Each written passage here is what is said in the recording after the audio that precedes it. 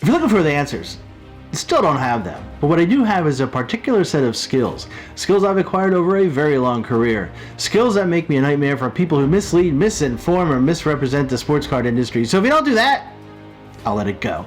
If you do, I'm going to talk about you. Guys, welcome back to another episode of the Sports Card Investigator Show. My name is Andy. I am the aforementioned Sports Card Investigator. Glad to be back with another episode. Not too long ago, there was a day that there's one day a year that I really dislike. April Fool's Day. I remember when I was a kid, it was a big deal. Remember you go into school and sometimes you forget and the kids will be doing all these stupid April Fool's jokes, and I think once you get past the age of 10, it kind of runs its course, or so I thought. This past April Fool's Day, day before, I saw on Instagram and Twitter, saw some Facebook posts that there was some terrible news about Jeff, sports card investor. He was going to share it with us on April 1st. His impending doom, something he couldn't hide anymore. I was so worried and scared for Jeff. And to add to my stress, well-known micro-influencers that I trust implicitly were publicly telling us that Jeff had confided in them at the Mint Collective about this horrible issue. I was so scared. I wanted to reach out personally to Jeff and offer my support, but that'd be awkward. And to my utter shock and surprise, it was an elaborate April Fool's joke, and I will never get that night of sleep back that I lost worrying. On a side note, it was really entertaining. Brilliant move, by the way. Well done, Jeff. It was a win-win-win if you think about it. If you don't like Jeff, you tune in to see what bad thing has happened to him, because who doesn't like to watch a rich guy fail? And that's another phenomenon in our hobby. People revel in the misfortune of others, but that's for another video. If you thought it was a joke, you'd watch out of curiosity, and if you actually were concerned, you'd watch because you were concerned. And people did. Has 60,000 views so far since I last looked, and that's a home run. In our hobby, that is a home run, so kudos to Jeff. So why did a lot of people believe in Jeff that he was going to share some honest, sad, horrible news to the public on April 1st? More than that, why do people in our hobby believe what influencers say without questioning its factual basis? Did you know if you say the word gullible very slow, it sounds exactly like banana? Gullibility. It's an issue in our hobby. It really is. It's kind of why we are here. Gullibility is the reason. Because you're gullible. Sorry, but some of you guys are.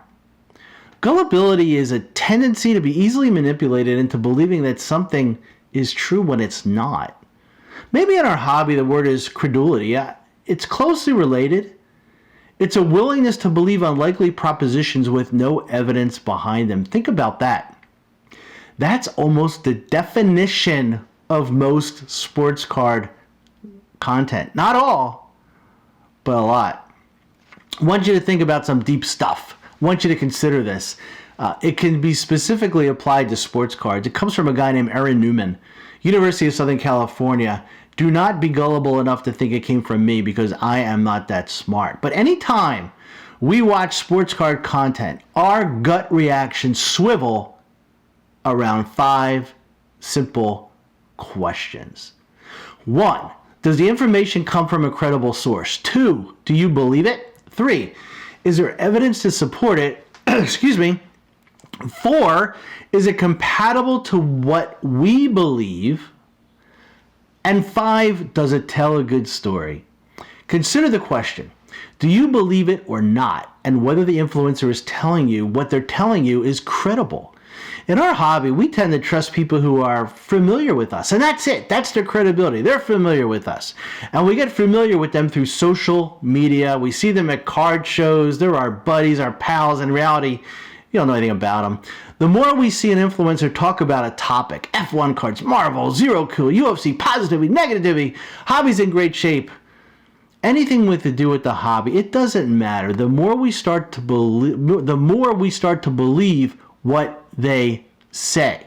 When influencers repeat their opinions on numerous platforms, YouTube, podcasts, Instagram posts, it creates the illusion, right? It creates the illusion that the opinion is more popular and persuasive than it actually is. Especially when you have a group of influencers talking about the same thing over and over again as if they were in concert. The result is what we tend to accept as being truth, even if it's not the case. Recently, there's been a super hot topic in the hobby about bad content versus educational or informative content and how we must weed out the bad content, get rid of them. They aren't good for the hobbies. And I don't disagree. And you guys know I'm all for information and education. It's one of the reasons I started this channel. But I will tell you that my informative educational videos are the least viewed, are the least viewed of any of my videos. So for fun, I went back and I looked at the golden era of content creation. Remember those days a couple years ago, a year ago? It's amazing where we were as a hobby and the content that was being created a year or two ago, some still being created. And I looked back at the content and I discovered something very interesting. Would it surprise you to know that some of the very content creators, the faces of our community, the people sitting on panels and signing autographs, preaching positivity, were producing the very type of content that they are speaking out against today? And back then, some of you guys were gullible enough to believe it. And unfortunately, some of you still are. That's it for today. If you like what you see, hit the like, hit the subscribe. If you don't like what you see, hit the like, hit the subscribe. And until next time, take care.